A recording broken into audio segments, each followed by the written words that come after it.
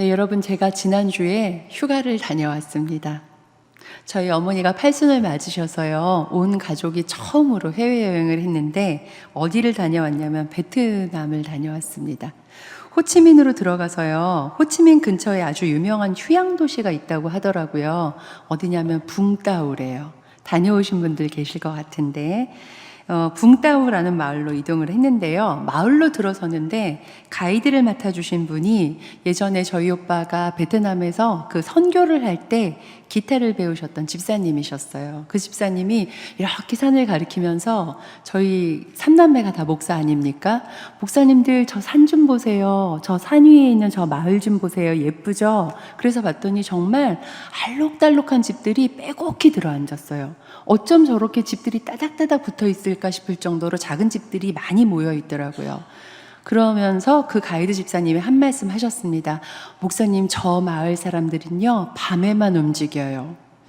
이게 무슨 소린가? 그런데 갑자기 이렇게 길가를 가리키면서 이제 베트남 아래에 있는 그 휴양도시의 마을들을 가리키면서 목사님이 이 마을 사람들은 낮에만 움직여요. 아니, 이게 무슨 수수께끼 같은 말일까, 여러분 싶으시죠?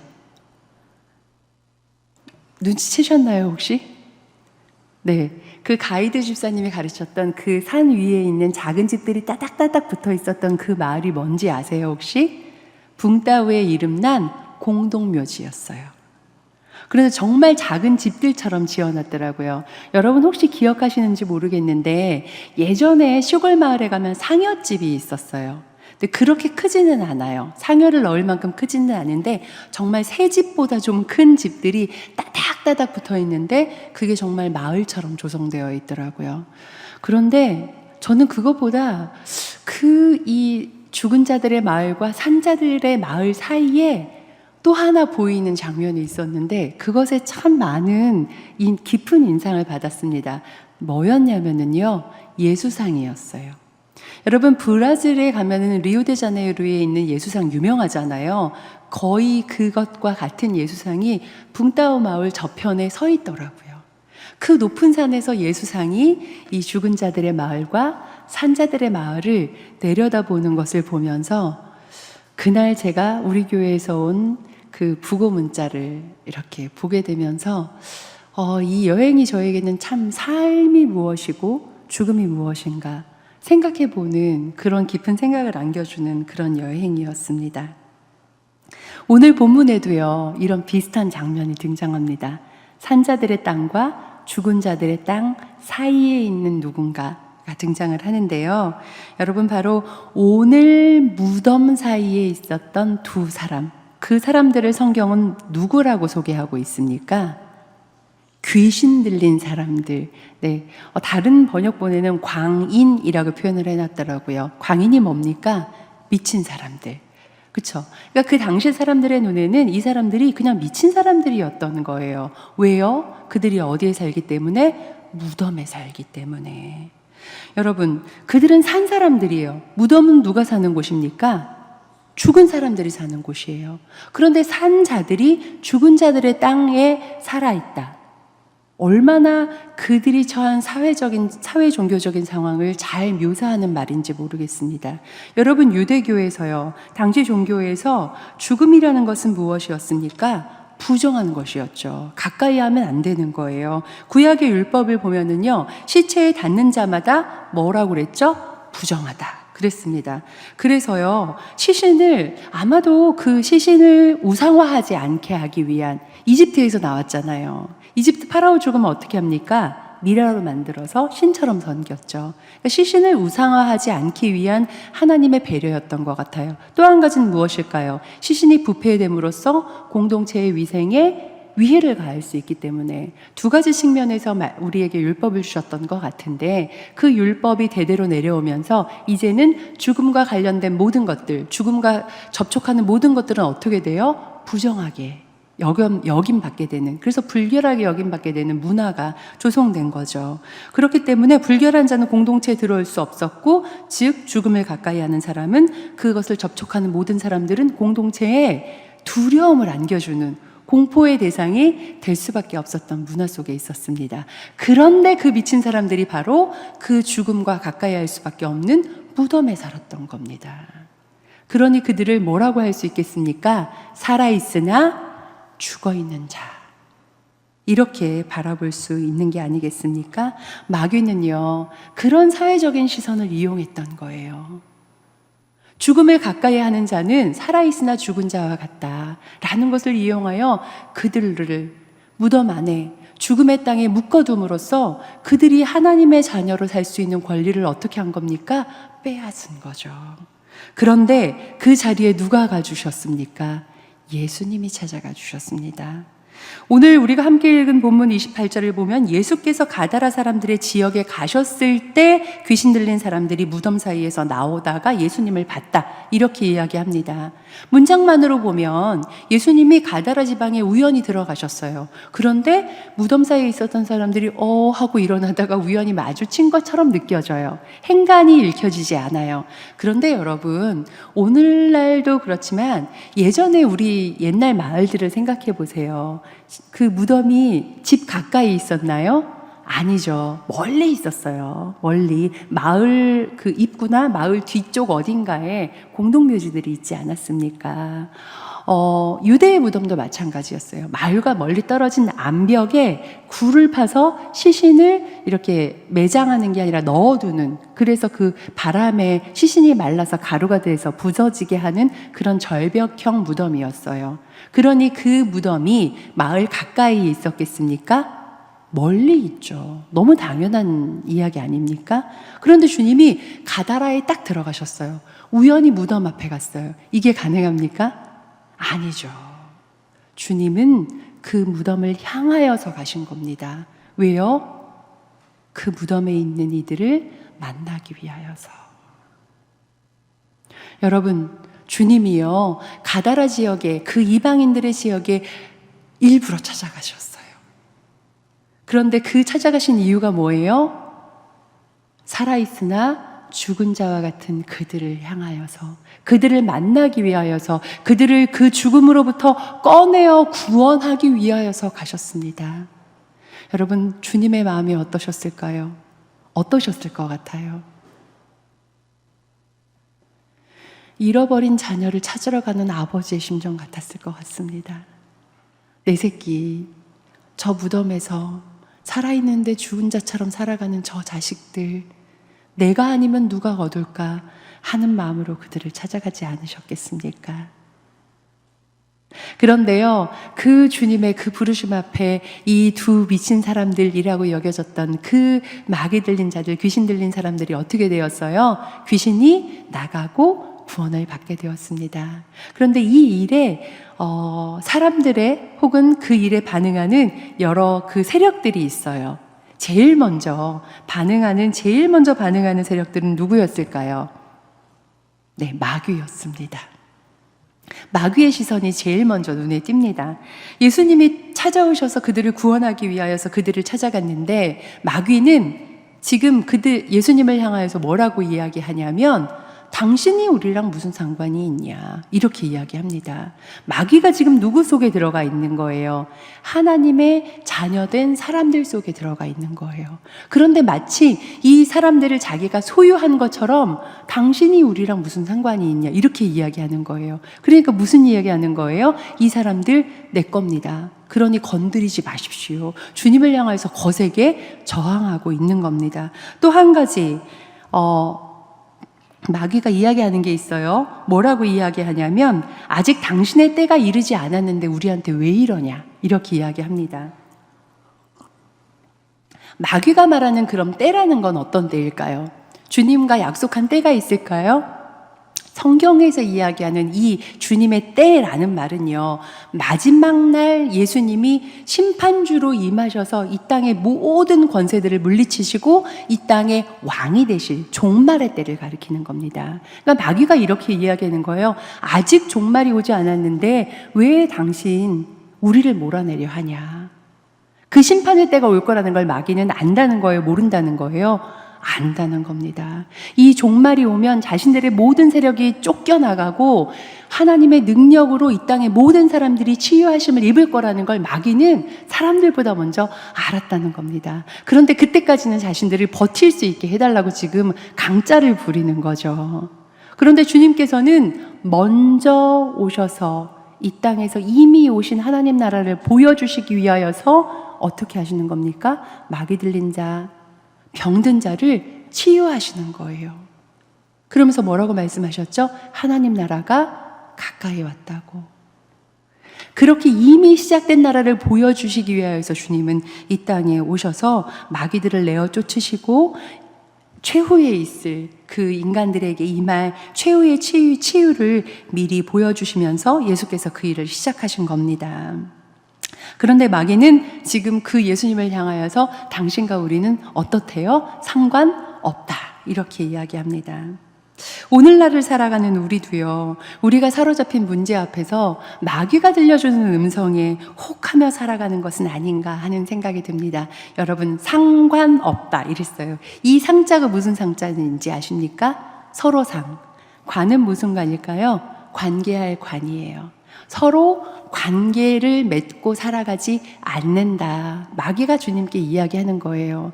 그런데 우리도 어쩌면 이 마귀의 음성에 휘둘리며 살아가는 것은 아닐까 하는 생각을 해보았어요. 설교를 준비하면서. 여러분, 우리가 안고 있는 문제들을 여러분 만나면 제일 먼저 어떻게 하십니까? 우리와 관계 맺기 원하시는 주님 앞에 가서 주님, 이 문제를 어떻게 해야 할까요? 물어보십니까? 아니면 내가 될 때까지 한번 해보자. 내 힘으로 할 때까지 하고 해결할 수 있는 만큼 하고 안 되면 주님께 오십니까? 후자라면은요, 우리가 자꾸 마귀의 음성에 귀를 기울이고 있는 거예요. 우리랑 주님은 거기까지만 상관 있는 거예요. 어디까지만요? 내가 할 수 없는 영역에서만. 그럼 내가 할 수 있는 영역에선 주님의 뜻을 구하고 사는 거예요? 안 하는 거예요? 안 하고 살아가는 것. 그것이 마귀의 음성에 귀를 기울이는 겁니다. 우리는 어떠한 일, 어떠한 상황, 어떠한 장소이든지 어떠한 관계이든지 주님께 어떻게 해야 되는 거예요? 주님, 이 일에 우리와 관계하여 주십시오. 우리는 주님과 상관 있는 자입니다. 그렇게 고백하며 살아가야 하지 않겠습니까? 그럼에도 불구하고 우리는 자꾸 사탄의 음성에 귀를 기울이게 되지요. 두 번째 반응은요, 성경에 들어가는 이제 두 번째 반응은 마을 사람들의 모습입니다. 유대인들이 여러분 돼지고기를 먹을 수 있습니까? 없습니까? 없죠. 그런데 돼지떼를 키우는 마을이래요. 그러니 가다라는 유대 지방일까요? 이방 지방일까요? 이방 지방이죠. 네, 우리가 익숙하지 않은 지명인 것만 봐더라도 이방 지방입니다. 즉 예수님께서는요, 유대인들의 마을에서만 아니라 이방인에게까지 친히 찾아가셔서 당신의 권능을 보여주셨어요. 누구를 위하여서요? 무덤에 있는 단 두 사람을 위하여서요. 자, 주님의 권능이 드러나자 어떻게 됐습니까? 마귀는 떠나가고 돼지떼들은 비탈길로 몰아서 몰사되었어요. 이 말을 들은 마을 사람들은 어떻게 했을까요? 놀라면서 기뻐해서 주님을 찾아왔을까요? 아니에요. 주님을 찾아오긴 찾아왔어요. 마을을 떠나서 예수가 누군지 보기 위해서 한달음에 달려왔다. 온 시내가 주님께 달려오는 장면이 묘사되어 있습니다. 그런데 그 다음 어떻게 했습니까? 우리를 떠나달라고 부탁했습니다. 왜 그랬을까요? 두려웠을 것 같아요. 죽음의 땅에 머물던 자들이 갑자기 제정신을 입어서 산자들의 땅으로 들어왔어요.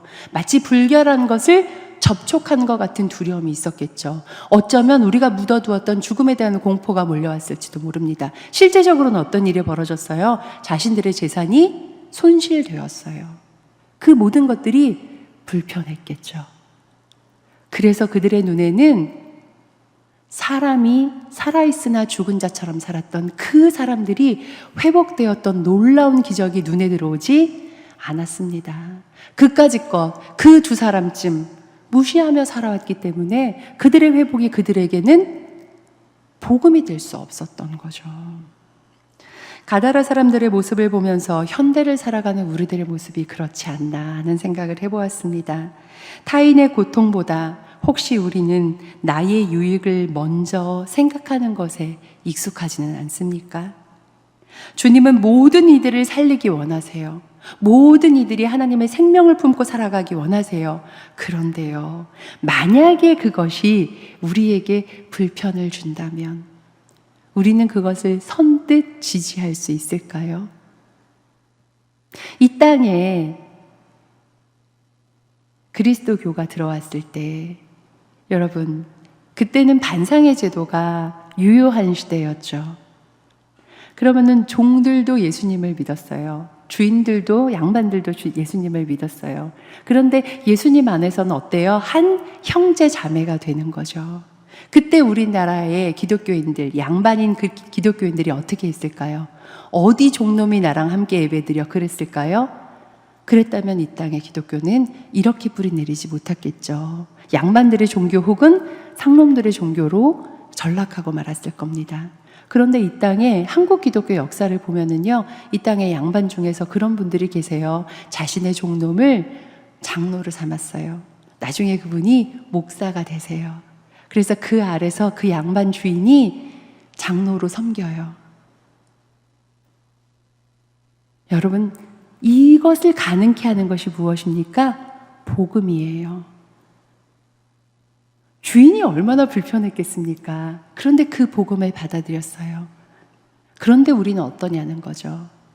우리의 재산의 손실이 있다면, 우리의 사회적 지위에 타격이 있다면, 내가 누리는 편리의 불편함이 있다면, 혹시 누군가의 회복을, 누군가 생명을 되찾는 일에 대하여서 인색하고 그것을 반대하며 살아가는 것이 우리의 모습은 아닌가. 우리가 정말 복음을 살기 원한다면 돌아봐야 할 것입니다. 마지막으로 살펴보고자 하는 것은 귀신 들렸던 당사자들의 반응이에요. 여러분, 그들에게서 마귀가 나가서요, 돼지떼로 들어가서 몰사당했죠. 그러니까 이제 그들이 어떻게 되었겠습니까? 마귀로부터 해방되었겠죠. 이제 맨정신이 돌아왔을 겁니다. 그런데 우리가 읽은 본문에 그들이 어떻게 되었다, 혹은 그들이 주님께 어떻게 했다라는 말이 나옵니까? 안 나옵니까? 안 나와요. 성경은 그들의 반응에 대해서 기록하고 있지 않습니다. 그럼 어떻게 되었을까요? 그들은 어떻게 되었을까요? 추정해 보건대 자기 길로 갔겠지요. 마치 지난 주일에 담임 목사님께서 설교하셨던 본문에 나왔던 9명의 나병 환자처럼 두 사람은 자취를 감춰버렸습니다. 뭐 주님께 감사했다거나 혹은 주님을 따랐다거나 어떤 이야기도 성경은 우리에게 들려주지 않습니다. 왜 그럴까요? 왜 그럴까요?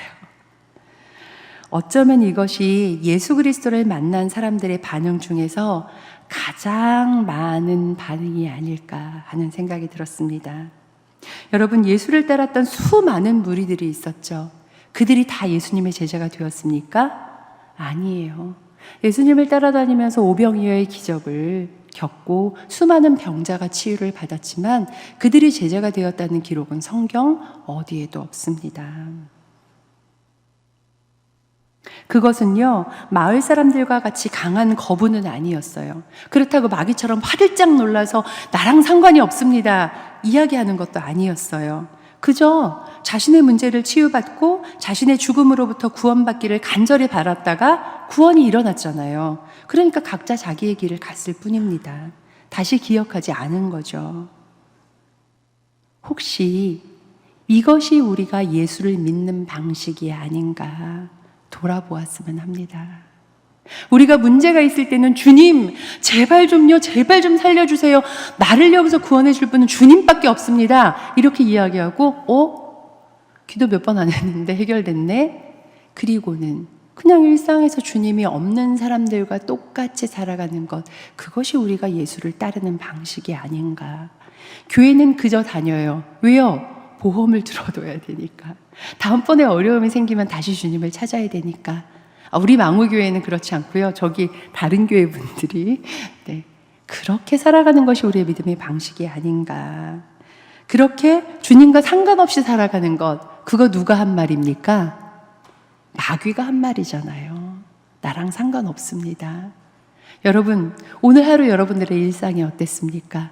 일어나서 씻고 먹고 사람들을 만나고 사람들과 대화하고 여러분들이 해결해야 할 일을 하는 그 자리에 주님이 여러분과 상관하시는 분으로, 서로 관계를 맺는 분으로 존재하셨습니까? 아니면 글쎄요, 주님이 어디쯤 계셨죠? 별 상관없이 살아가신 것 같습니까? 우리가 누구의 말에 귀를 기울이고 있는지, 우리를 찾아오시는 그 주님께 어떻게 반응하는지, 그것이 우리의 믿음을 드러내는 겁니다. 여러분, 한 가지 기억했으면 좋겠습니다. 이 무덤에서 나온 자들이 결국 자기들이 원하던 구원은 얻었어요. 그쵸? 마귀로부터 풀려났잖아요. 그래서 무덤으로부터 나왔습니다. 그래서 이분들이 평생 살았을까요? 아니죠. 다시 무덤으로 돌아갔을 거예요. 언제요? 죽게 되었을 때. 우리도 마찬가지입니다. 우리도 주님께서 우리가 처했던 그 모든 상황과 죽음과 같았던 그 고통으로부터 우리를 건져주셨어요. 우리는 구원받은 사람들이에요. 그러나 우리는 무덤으로부터 나온 사람들이에요. 에베소서 2장 1절은 우리가 허물과 죄로 죽었던 사람들이라고 이야기합니다. 죽을 뻔했던 사람들 아니에요. 앞으로 죽을 사람들 아니에요. 이미 죽었던 사람들이에요. 우리는 시체였다는 거죠. 무덤에 있었던 사람들이라는 거죠. 그런데 예수님께서 찾아오셔서 어떻게 해요? 너는 내 사랑하는 자녀야 하면서 영원한 생명을 주셨어요. 그래서 우리는 무덤으로부터 나온 사람들입니다. 그런데 우리가 착각하지 말아야 할 게 하나 있어요. 우리는 어디로 갈 사람들이에요? 무덤으로 갈 사람들이에요. 그러니까 우리가 믿음을 가진 그 순간부터 다시 주님께로 돌아가는 그 시간의 사이를 뭐라고 묘사할 수 있을까요? 무덤으로부터 나왔으나 무덤으로 돌아갈 시간 사이에 우리는 살아가고 있다는 겁니다. 그럼에도 불구하고 주님과 상관없는 것처럼, 죽을 때만 주님을 찾을 것처럼 살아가는 것이 우리의 믿음의 현주소는 아니냐라고 우리가 질문해 봐야 된다는 겁니다. 그러나 여러분, 두려워하지 않아야 할 것이 있죠. 왜 그럴까요? 우리를 무덤으로부터 불러일으키신 그 분이 이미 그 무덤에 가셔서 죽음의 권세를 이기시고 영원한 생명을 덧입으셨잖아요. 그래서 우리가 그 무덤에 갈 그 시간에 우리를 다시 살려주실 분이 우리의 주님이시라는 것, 여러분 그것을 믿으십니까? 믿는다면요.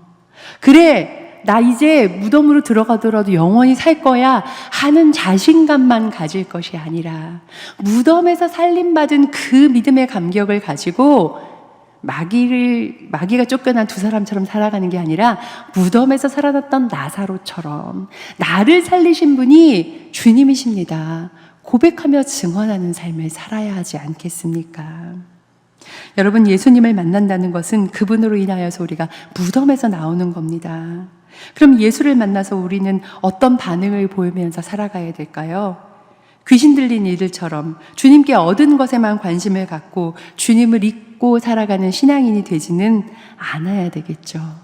주님이 주신 생명을 가지고 그 생명에 반응하며 살아가는 사람이 되어야 되지 않겠습니까?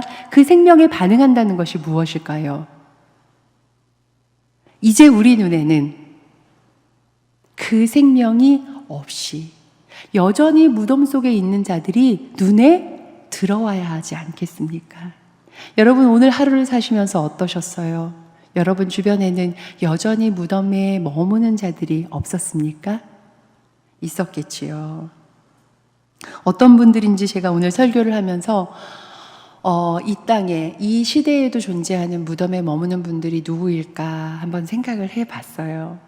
어렵더라고요. 어떻게 설명을 해도 약간의 오해가 있을 것 같다는 생각이 들었습니다. 그럼에도 불구하고 몇몇 분들을 떠올려 봤습니다. 먼저 육체적 질병으로 인해서 죽음을 맛보는 환우들을 한번 떠올려 봤습니다.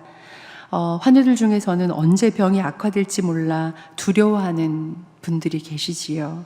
정말 그야말로 죽음 가까이 서신 그분들을 향하여서 우리가 어떻게 하면 좋을까요? 우리가 가진 생명을 증언한다는 것이 무엇일까요? 그분들 곁에 서서 주님이 당신을 향하여 오고 계십니다.